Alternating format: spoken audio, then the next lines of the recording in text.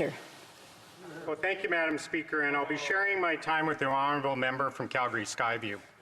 I hold in great respect the opportunity to be participating in today's debate. The topic surrounding this debate is something I hold close to my heart, as both my brother and father served our country.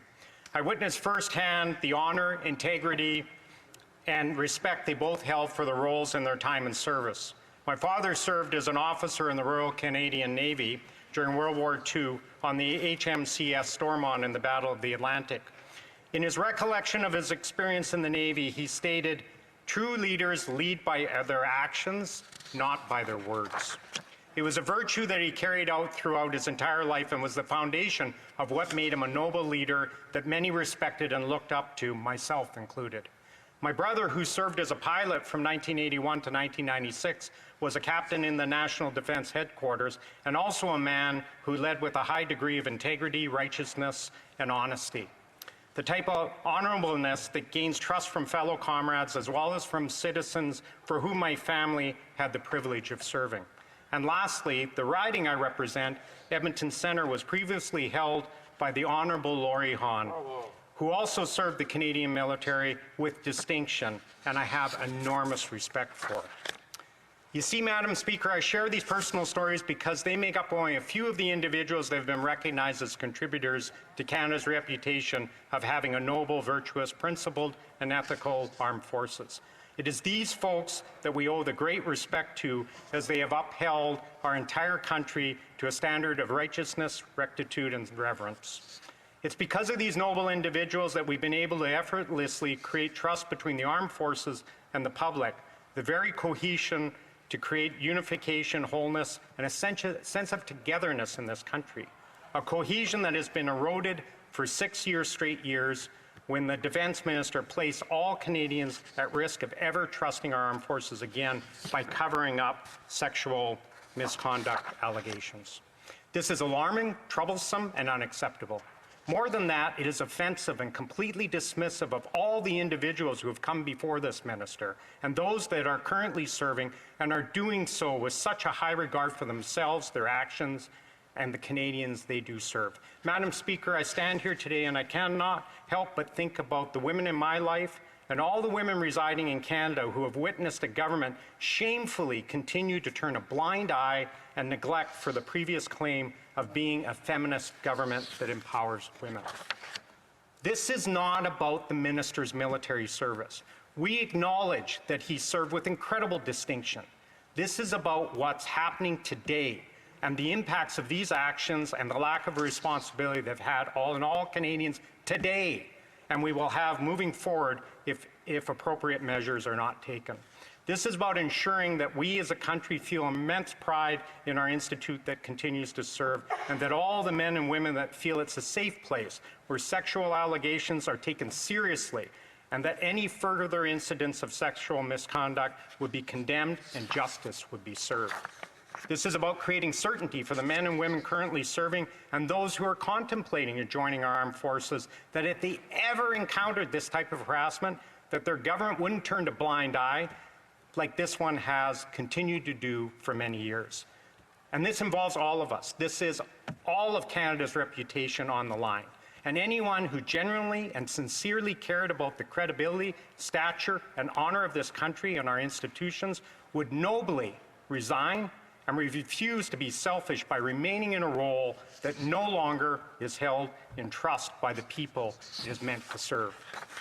If the Prime Minister continues to make the choice not to act like a leader on this serious situation and let the Defence Minister, who has serious allegations against him, the result will be a continued erosion of the relationship between institutions, government, and public. The lack of action speaks tremendous volumes about this Prime Minister's leadership and where he stands on equity for all persons. This isn't about partisanship, and it's certainly not about politics. What it's about, ethics, morals, and the willingness to do the right thing and protect the citizens who serve, and the citizens who look to their government and their institutions for protection. How can we expect our honourable armed forces to keep us safe if they themselves do not feel safe in the armed forces? Madam Speaker, it's astounding that months after we called for action and years after sexual allegations were released, the Prime Minister decided to protect his own Chief of Staff rather than the 1,000 men and women who serve this country, and that's an insult to all of us. The Prime Minister has blatantly shown us where his true values lie, and is certainly not with our armed forces and the people who graciously and righteously choose to be of service. Madam Speaker, we will not back down from holding leaders and all persons in government to the highest standard of honesty and integrity. This minister, along with the Liberals, have refused to take any accountability for their failure on these sexual misconduct allegations against General Vance 3 years ago, but had the opportunity in the last couple of months and weeks to clean up their actions, recover their reputation, and just ask the Defence Minister to step down. Instead, the Liberal government is spending these past few weeks figuring out how they can make this situation better and lead with more dignity and integrity. We found out that the military's second in command, Vice Chief of Defence Staff, and the Commander of the Navy went golfing with Canada's former Chief of Defence Staff, the retired Jonathan Vance, who remains under military police investigation for this alleged inappropriate behavior we speak of. Problematic, given that the Vice Chief has oversight of the police force investigating Vance.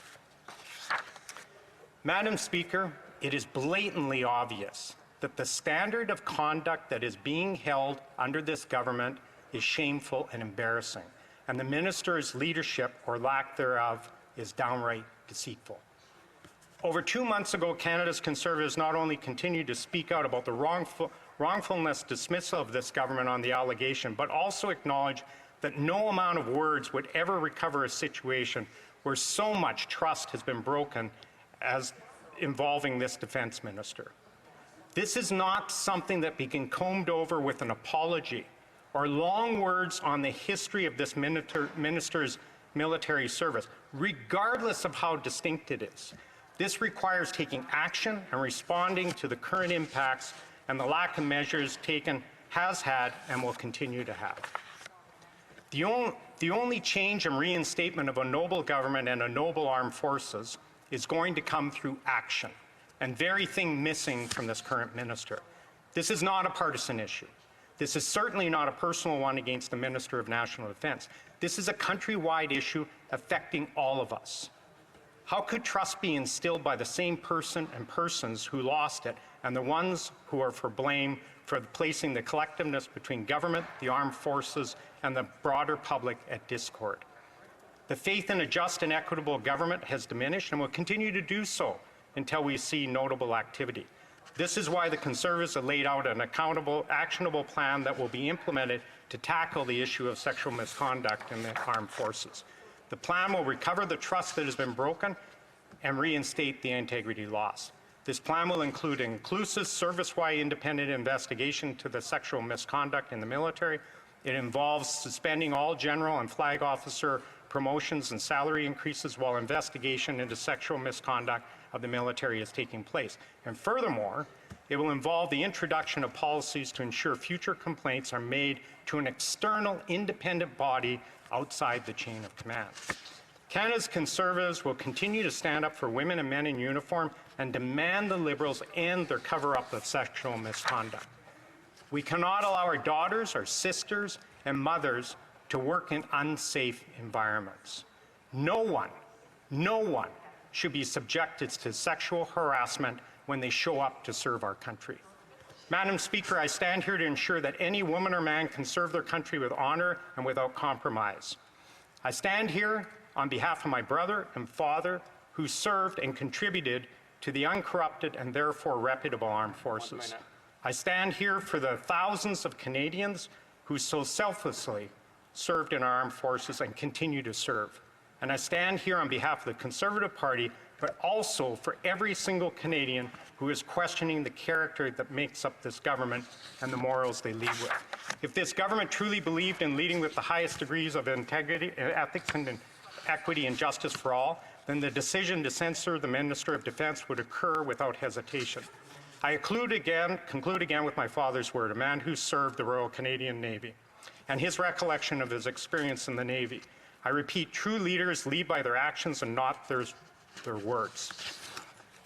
I stand here and appallingly question this entire government's morals, lack of action, and ask them, If they are so willing to let this terrible example of abuse of power slide, what else will this government let slide? Questions and comments. Questions et commentaires. The honourable member for Mississauga, Erin Mills.